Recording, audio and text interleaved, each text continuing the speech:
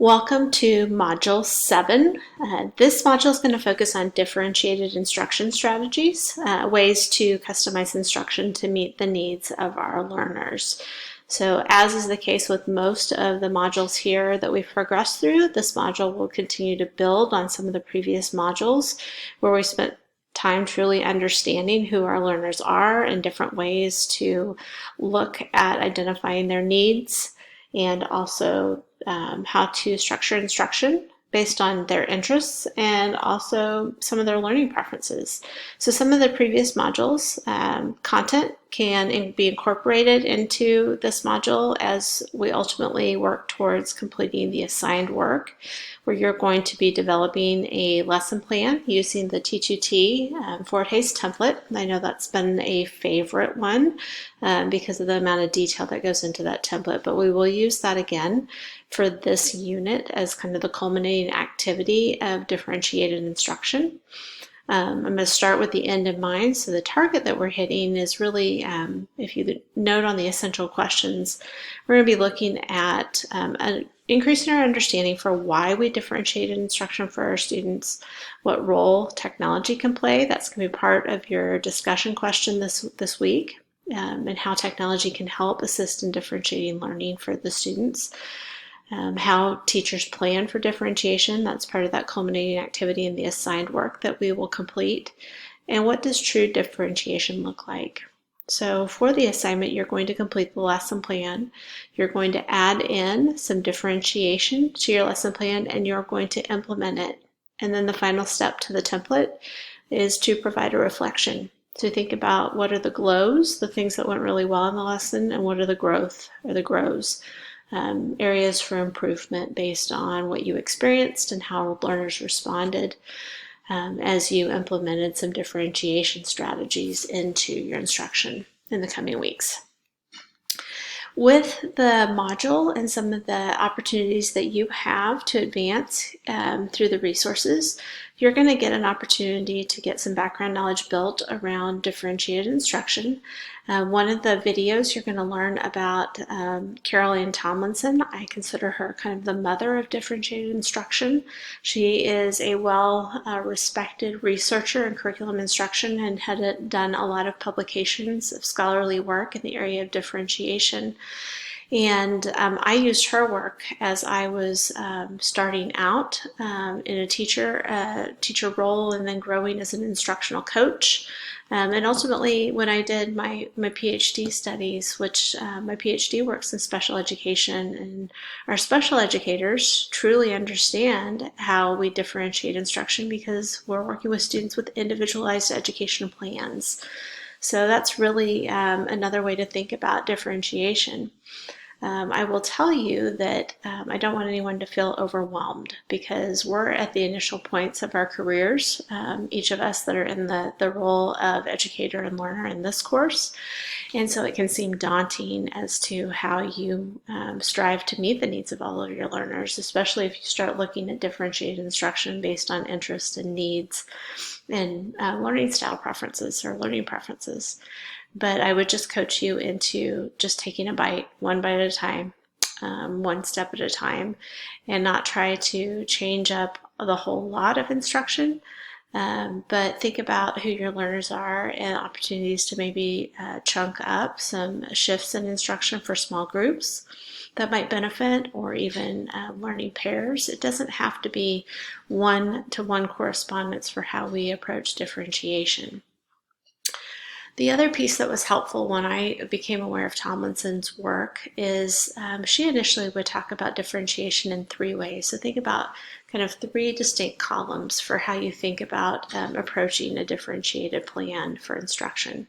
One would be the process, so how the learner goes about learning the content, and that kind of, to me, connects back to what we learned about different learning styles and multiple intelligences. So that's where that might play into having small groups and giving students some choice in how they approach the process for learning content in a unit or a lesson. The other column, the second column, is around the product, and I think about that in terms of assessment. So I've talked in previous modules about how students can show us mastery in multiple ways. Not all students are comfortable or feel like they are successful when we're given high stakes tests.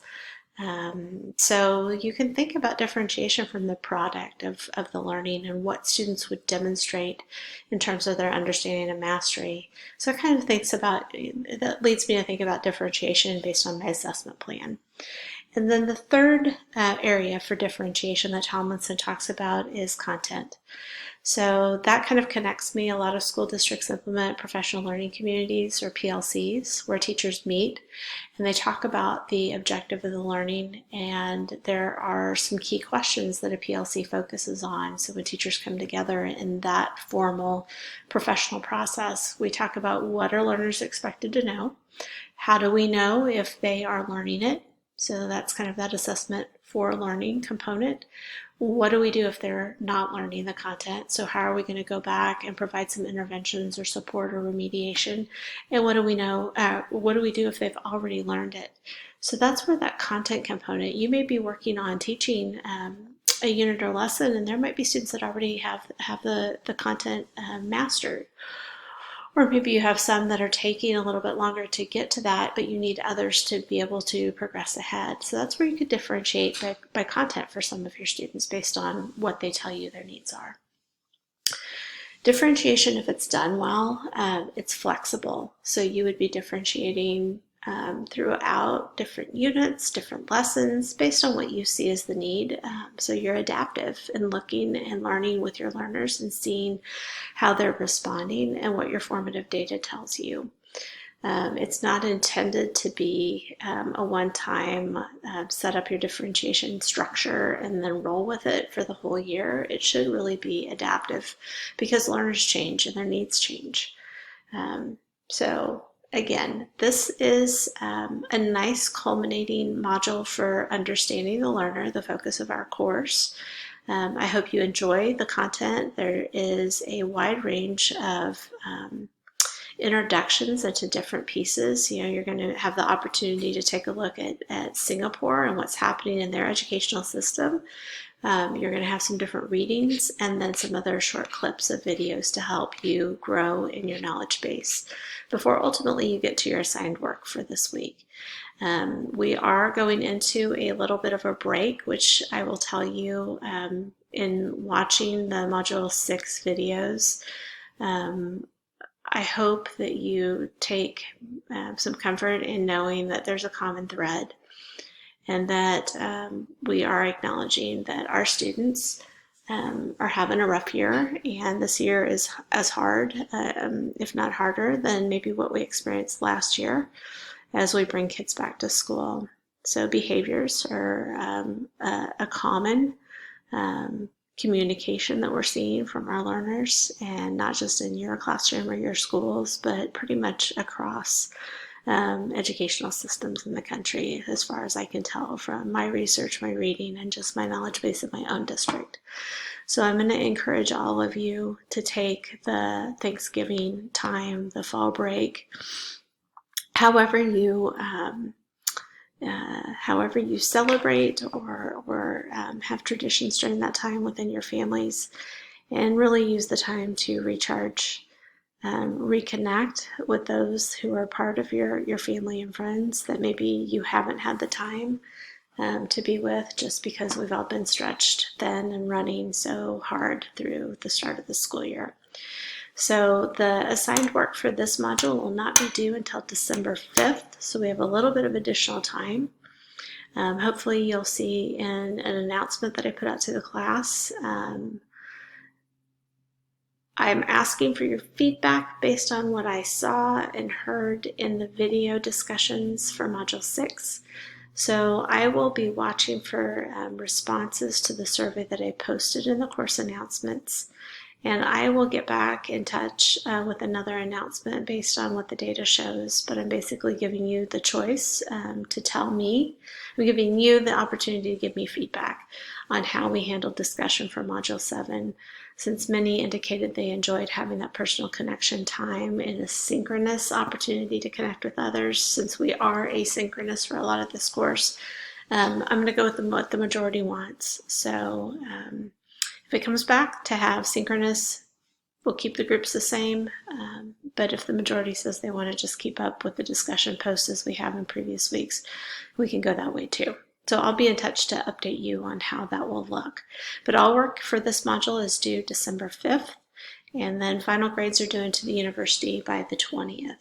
So again, stay in contact with me. I want to be responsive to your needs because I do know that you're all juggling a lot right now between families and work and trying to strive for some balance. I don't know what that is when you've got a graduate course in the mix, but I'm willing to be flexible to support your needs. So just know the end's in sight. You've done outstanding work, and I really have appreciated the engagement that you continue to show. So with that, I'm going to sign off. If you have any questions or need anything from me, please don't hesitate to reach out, and I hope you enjoy our investigation of differentiation for the learner.